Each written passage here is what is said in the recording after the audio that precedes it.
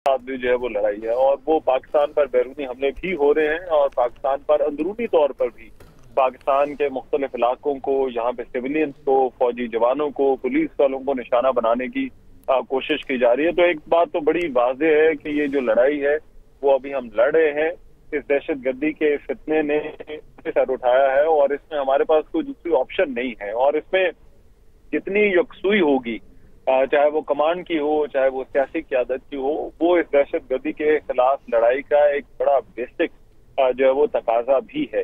तो इस लिहाज से अगर देखा जाए तो जो पॉलिसियों का एक तसलसल है वो आपको जो है वो नजर आता रहेगा। ये जो पॉलिसी है वो ना सिर्फ इस तैनाती और जो चीफ ऑफ डिफेंस फोर्सेस के तौर पर जो है वो फील्ड मार्शल आसिम मुनीर की तैनाती जो है वो उसके बाद नतीजा ये लेना चाहिए कि जो पॉलिसियां ऑलरेडी चल रही थी वो पॉलिसियां उसी तरह से चलेंगी। ये पॉलिसियां दहशतगर्दी से भी मुताल्लिक हैं, ये पॉलिसियां जो है वो दीगर अमूर से भी मुताल्लिक हैं, क्योंकि फौज बाहर तौर पर जो है वो एक मुल्क का एक बड़ा पावर सेंटर जो है वो जरूर है, एक बड़ा स्टेक होल्डर है, और इसीलिए इस तैनाती को बहुत अहमियत की निगाह से देखा जाता है। तो ये जो तैनाती है इसके ज़ाहिरी तौर पर जो है वो अस्करी क़यादत या अस्करी जो ढांचा है जिस तरह से पाकिस्तान में अब से पहले था उसमें तो बहुत बड़ी तब्दीलियां हो रही है, लेकिन इसके साथ साथ ये पॉलिसियों के तसलसल का एक मजहर भी है कि जो पॉलिसियां चल रही थी बहुत हद तक इम्कान है कि वो पॉलिसियां उसी तरह से जो है वो चलती रहेंगी। और अगर किसी को लगता था कि शायद कोई जो है वो मुस्तकबिल करीब में इस हवाले से कोई चेंज आने वाली है, तो ऐसा इम्कान जो है वो अभी फिलहाल नजर नहीं आता।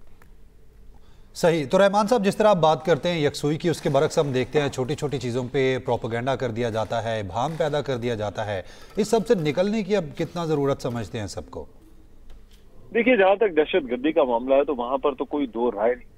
मैंने आपसे पहले अर्ज किया कि ये लड़ाई है, हमारे पास इस लड़ाई को लड़ने के अलावा जो है वो कोई और दूसरी ऑप्शन ही नहीं है। तो एक तो यहाँ पर तो आपको बहुत ज्यादा यकसुई की जो है वो जरूरत है, जिसमें तमाम स्टेक होल्डर, चाहे वो पॉलिटिकल हो, हमारे फौज हो, हमारे जो है वो जो दीगर इदारे हैं सिक्योरिटी नाफिज करने वाले वो हों, सबको इकट्ठा होकर जो है वो इस जंग को जो है वो लड़ना है। और यहाँ पर तो इसकी अशद जो है वो जरूरत है।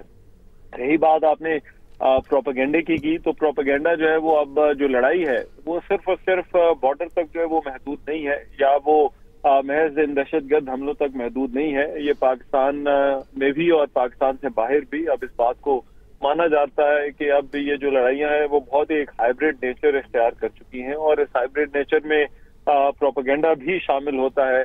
फिर जो फौजी क़यादत के ढांचे में जो इन तब्दीलियों की जहां पर बात की गई थी उसमें एक बड़ी वजह उसकी ये भी दी गई थी कि जो जंग की नोयत है वो अब मुकम्मल तौर पर जो है वो तब्दील हो चुकी है। वो अब उसमें ड्रोन्स भी शामिल हैं, उसके अंदर साइबर वॉरफेयर भी शामिल है, उसके अंदर इंफॉर्मेशन वॉरफेयर भी शामिल है, उसके अंदर जो है वो रॉकेट्स भी और आपकी मिसाइल टेक्नोलॉजी भी उसके अंदर शामिल है। तो ये तमाम चीजें जो है वो अब इनको एक यूनिफाइड कमांड की जरूरत है।